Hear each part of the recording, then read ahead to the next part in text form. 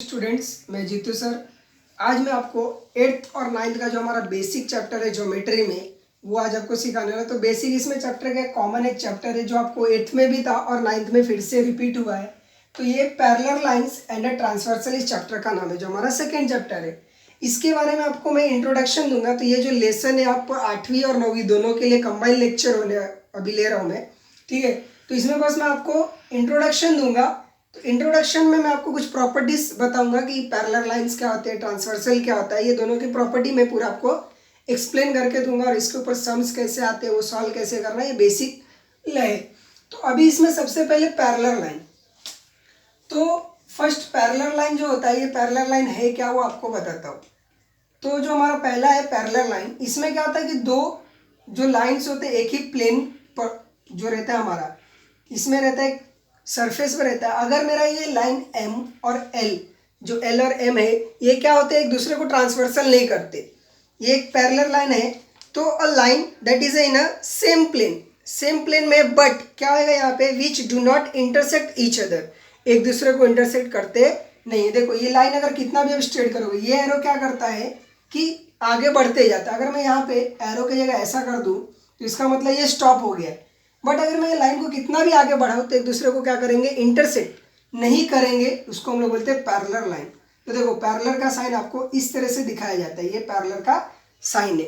और इंटरसेक्शन मतलब क्या होता है कि ये जैसे मैंने लाइन बनाया, अब दूसरा लाइन मैं स्ट्रेट लेके जा रहा हूँ, तो क्या हो रहा है, एक मैं ऐसे लाइन बनाया हूँ और एक ये ऐसे। तो जब ये लाइन को आगे बढ़ाऊंगा तो क्या हो रहा है, सर्टन पॉइंट पे आगे बढ़ने के बाद कट हो जा रहा है, तो इसको हम लोग ट्रांसवर्सल बोलते हैं। तो पैरेलल लाइन में क्या होता है कि एक ही प्लेन में रहता है बट एक दूसरे को इंटरसेक्ट करेगा नहीं, मतलब एक दूसरे को वो कट नहीं करते। सेकेंड है ट्रांसवर्सल। अभी ट्रांसवर्सल आपको मैंने बताया कि एक दूसरे को क्या करेंगे, वो कट कर देंगे, ठीक है। तो अभी हम लोग पैरेलल लाइन पता चल गया, अभी हम लोग ट्रांसवर्सल देखते हैं। तो हमारा है सेकेंड ट्रांसवर्सल। तो जो क्या करता है, एक दूसरे को कट करता है। फॉर एग्जाम्पल अभी लाइन एल हम लोग ने लिया, ये एक लाइन है हमारा एल, इसके ऊपर एक दूसरा लाइन ऐसे कट हो रहा है, ठीक है। और सेम टू सेम ये एक दूसरे से कॉन्ग्रुएंट यानी कि एक दूसरे के पैरेलल नहीं लेंगे, ये एम है और ये एन है। अब इसमें क्या होता है कि जब ये लाइन, ट्रांसवर्सल की एक प्रॉपर्टी होती है कि जब लाइन क्या करते हैं, एक दूसरे को इंटरसेक्ट करते हैं। जैसे एल लाइन क्या कर रहा है, एम और एन को कट कर रहा है, ठीक है, एक पॉइंट पे क्या कर रहा है, कट कर रहा है। तो इसमें टोटल एंगल फॉर्मेट होते हैं। टोटल एंगल कितने होते हैं, 1 2 3 4 5 6 7 8। तो ये टोटल 8 एंगल फॉर्म करते हैं। पैरेलल लाइन में कुछ भी एंगल फॉर्मेट होता नहीं है और उसकी प्रॉपर्टी नहीं है। अभी ट्रांसवर्सल में टोटल जब ये इंटरसेक्ट करता है लाइन, तो इसमें टोटल क्या होते हैं, 8 एंगल फॉर्म होते हैं। इनके प्रॉपर्टी अभी हम लोग आगे देखेंगे। तो अभी यहाँ पे है एंगल की कुछ प्रॉपर्टी है कि एंगल्स मेड बाय ट्रांसवर्सल, तो इसकी क्या प्रॉपर्टी है हम लोग अभी देखेंगे। तो ट्रांसवर्सल से जो हमारा एंगल बना है वो हम लोग अभी देखेंगे।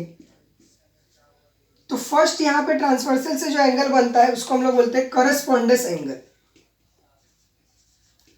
करस्पॉन्डिंग या करस्पॉन्डेंस एंगल। अब इसमें बहुत बच्चों को पता नहीं चलता है कि उसको कैसे आइडेंटिफाई किया जाता है कि करस्पॉन्डेंस एंगल है कि नहीं, जिसको हम लोग हिंदी में बोलते हैं संगत कोण। आपको संगत से पता चल गया रहेगा कि क्या होता है मीनिंग इसका। संगत मतलब क्या, साथी। तो यहाँ पे होता है करस्पॉन्डेंस मतलब क्या, एक साथ का एंगल जो होता है। तो बेसिकली मैं यहाँ पे एक ड्राइंग बनाता हूँ पहले, उसके बाद पूरा एक्सप्लेन करूँगा आपको। तो ये मैंने ये जो है अभी हमारा, यहाँ पे मैंने पॉइंट्स के नाम वगैरह देता हूँ। जैसे कि आप देख रहे हो ये ट्रांसवर्सल है, तो इसमें हमारा ये हो गया ई, ये हो गया हमारा ए, यहाँ पे एंगल बन रहा है इसका एफ देते हैं, ये बी है, ये सी है, यहाँ पे डी हो गया और ये एच और यहाँ पे एंगल जी। तो अभी देखो करस्पॉन्डेंस एंगल निकालना है। तो करस्पॉन्डेंस की एक बेसिक प्रॉपर्टी आपको बताता हूँ कि इसमें क्या होता है, जो सेम साइड जाता है। जैसे कि अगर मैं ऊपर से आ रहा हूँ, इधर जा रहा हूँ, तो ऐसे ही एक और साइड चुनना है जो उसका साथी बने, जो ऊपर से आए और लेफ्ट साइड जाए। तो इसके लिए फर्स्ट हमारा है कि डायग्राम के थ्रू मैं आपको बताता हूँ। जैसे अगर मैं ऊपर से आके इधर जा रहा हूँ, तो ये ऊपर से नाम क्या था, ई था, एफ था और ए था, ठीक है। तो ऊपर से आके मैं इधर गया, तो आपको ऐसा ही ढूंढना है जो ऊपर से आके नीचे जाए। तो ऐसा नाम किधर दिख रहा है आपको, एफ जी एच, देखो ऊपर से आएगा और इधर जाएगा, ठीक है।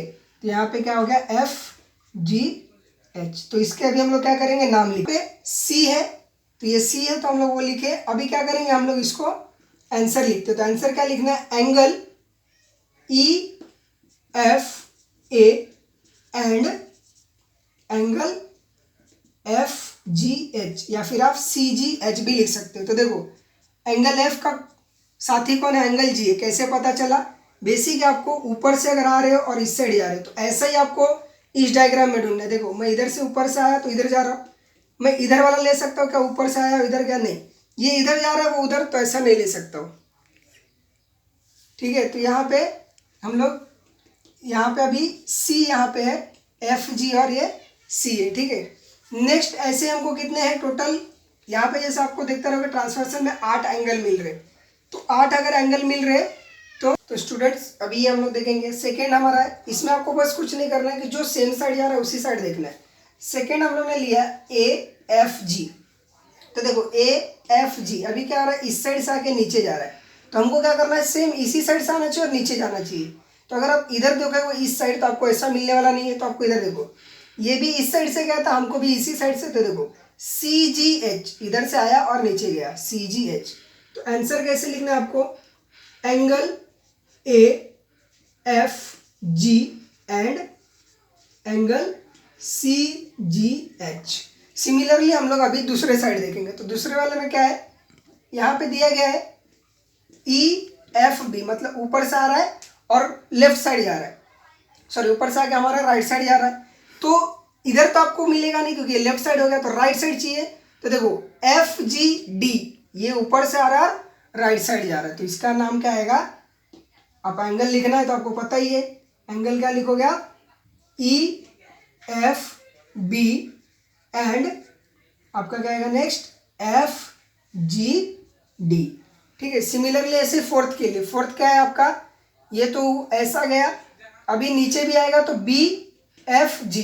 तो बी एफ जी वो किधर जा रहा है हमारा, जो इधर से आके ऐसा जा रहा है, तो सेम ऐसा ही डी जी एच, मतलब लेफ्ट राइट टू लेफ्ट और फिर बॉटम में जा रहा है, ठीक है। ये राइट से लेफ्ट में आया और लेफ्ट से कहाँ जा रहा है, नीचे जा रहा है। Same to same G D G H भी वैसे ही आ रहा है। तो यहाँ पे क्या आएगा, बी एफ जी एंड यहाँ पे डी जी एच। तो ये हमारा करस्पॉन्डिंग्स का बेसिक रूल था। करस्पॉन्डिंग मतलब क्या, संगत, यानी कि साथी उसको चाहिए रहता है कि एंगल इसका साथ, ये एंगल का साथी कौन है, ये मतलब क्या होएगा कि इसका जो वैल्यू आपको मिलेगा, इसका भी क्या होएगा, वही वैल्यू मिलेगा। अब इस साइड का जो वैल्यू रहेगा इसका, उसका भी यही रहेगा। यहाँ पे जो एंगल है इसका वैल्यू क्या होएगा, ये एंगल पे, और ये एंगल का जो वैल्यू आएगा वो ये एंगल का आएगा। तो इस तरह से आपको इसमें देखना। इसके बाद सेकेंड प्रॉपर्टी हमारी इंटीरियर एंगल की, सेकेंड है हमारा इंटीरियर। तो इंटीरियर आपका है, इंटीरियर एंगल में क्या होता है आपका कि इसमें सेम आपको यही डायग्राम यूज करके अभी हम लोग सॉल्व करेंगे। डायग्राम में अलग से नहीं बना रहा, आपको यही डायग्राम रहेगा। आप बस ध्यान में रखो कि हर एक क्वेश्चन के लिए आपको क्या आएगा, अलग अलग नाम दिए जाएंगे। तो इंटीरियर एंगल के लिए हम लोग क्या होता है, इंटीरियर मतलब क्या, अंदर, इतना ध्यान में रखो। इंटीरियर मतलब क्या होता है, अंदर। तो सिंपली मैं थोड़ा सा डायग्राम में यहाँ पे बना के देता हूँ आपको। ये हमारा हो गया इंटीरियर। तो देखिए कुछ इस तरह से है वो, यहाँ पे ए है आपका, ये एफ हो गया, यहाँ पे बी, ये डी जी और ये सी है, ठीक है। तो ये इंटीरियर एंगल हमको इसमें क्या करना है, बनाना है। अब इसमें इंटीरियर एंगल मतलब क्या, दो ही आपको बनेगा। देखो इस साइड एक ऐसा बन रहा है और एक इस साइड। तो इसमें आपको नाम पहला क्या आएगा, तो इंटीरियर क्या होता है कि जो सेम साइड जाता है। इंटीरियर मतलब क्या होता है, जो सेम साइड।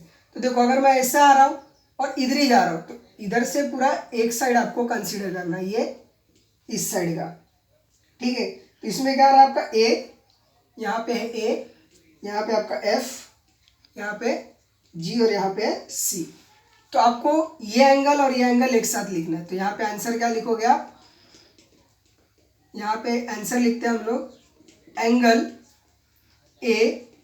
AFG एंड ये इसके इक्वल है, तो यहाँ पे क्या लिखेंगे एंड FGC या फिर लिख सकते हो CGF, आपके ऊपर है। सेकेंड अभी क्या बनेगा इसमें, तो ये तो हो गया इस साइड के लिए, अभी दूसरे साइड जाएंगे तो ये कुछ इस तरह से बनेगा हमारा।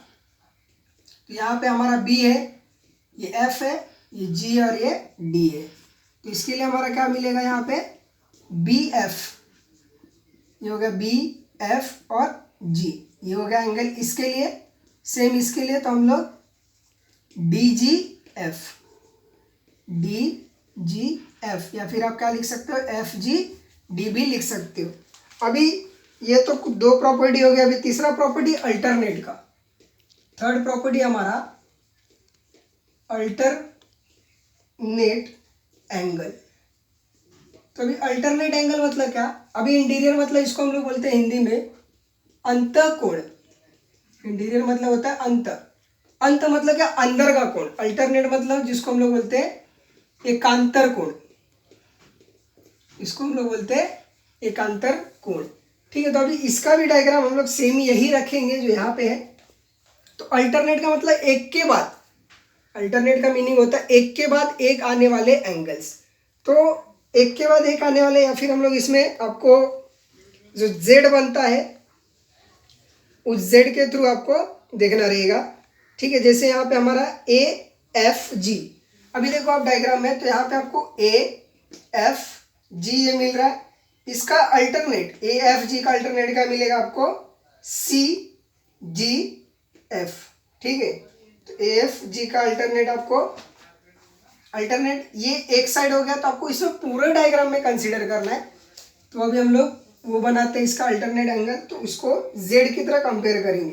पर अल्टरनेट में दो टाइप्स होते हैं, तो ये दो टाइप अंदर वाले हम लोग अभी देखेंगे। तो फर्स्ट होता है हमारा इंटीरियर अल्टरनेट।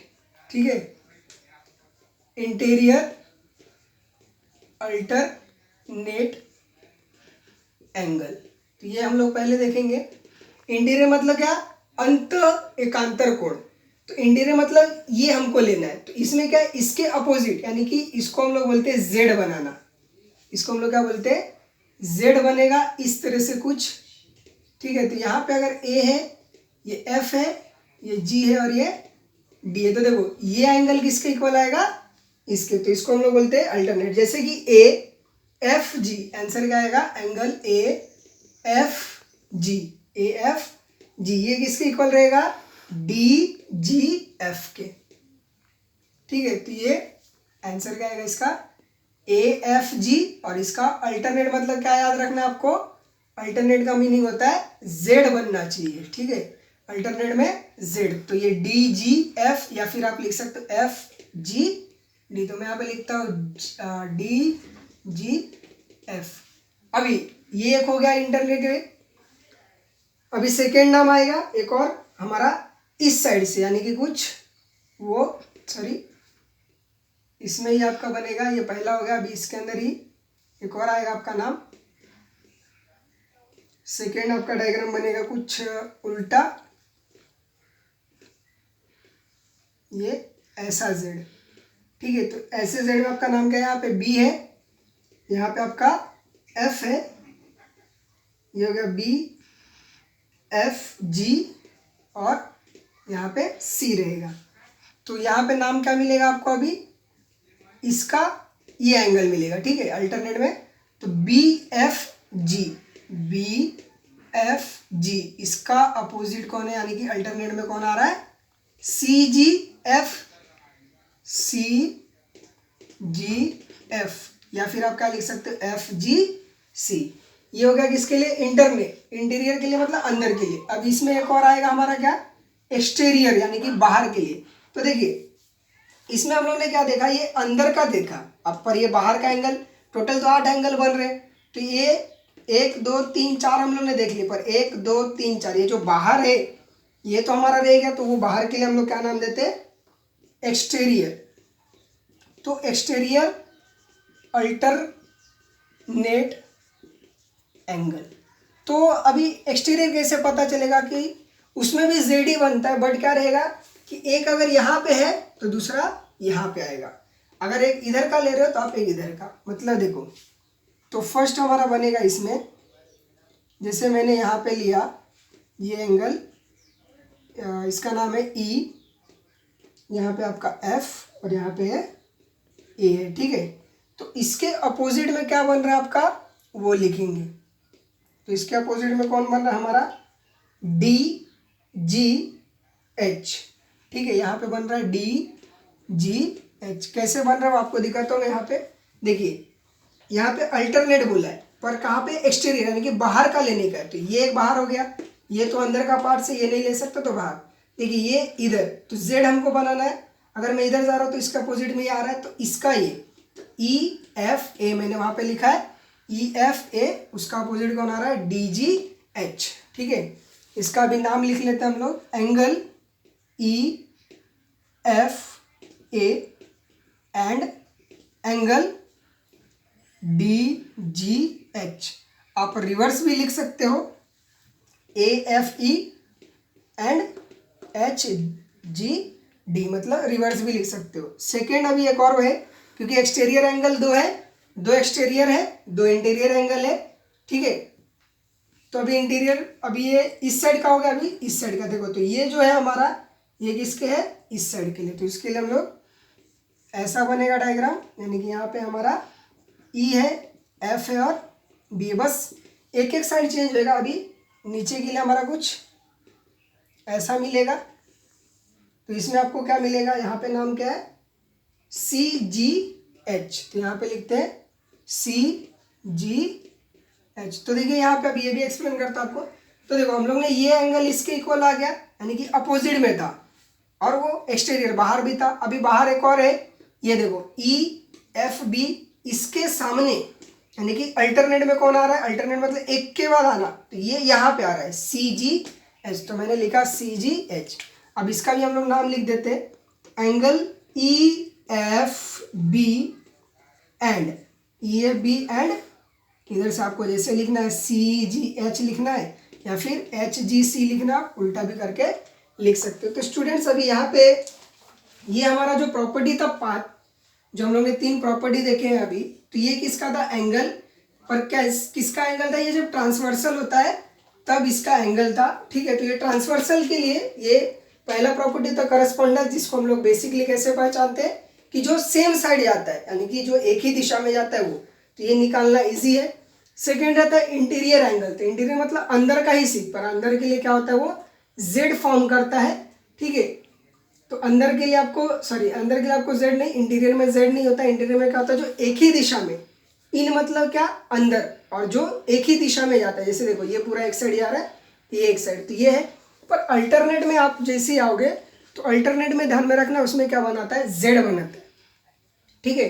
अल्टरनेट में आपको क्या बनता है जेड। तो अल्टरनेट एंगल जो होता है इसके अंदर आपको जेड बना के दो इंटीरियर होते हैं और दो एक्सटीरियर के एंगल मिलते हैं।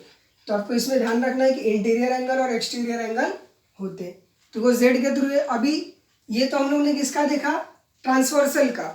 जैसे ट्रांसवर्सल की प्रॉपर्टी थी ये सेम टू सेम ऐसा ही प्रॉपर्टी होता है हमारा पैरेलल लाइन का। तो हम लोग पैरेलल लाइन का जो प्रॉपर्टी है ये नेक्स्ट वीडियो में देखेंगे। सेम प्रॉपर्टी रहेगा, कुछ अलग नहीं, बट जहाँ पे हम लोग ने एंड का यूज़ किया है, ठीक है। तो आप घर पे भी वो कर सकते हो, मैं आपको एक्सप्लेन करके देता हूँ जस्ट पैरेलल लाइन का प्रॉपर्टी।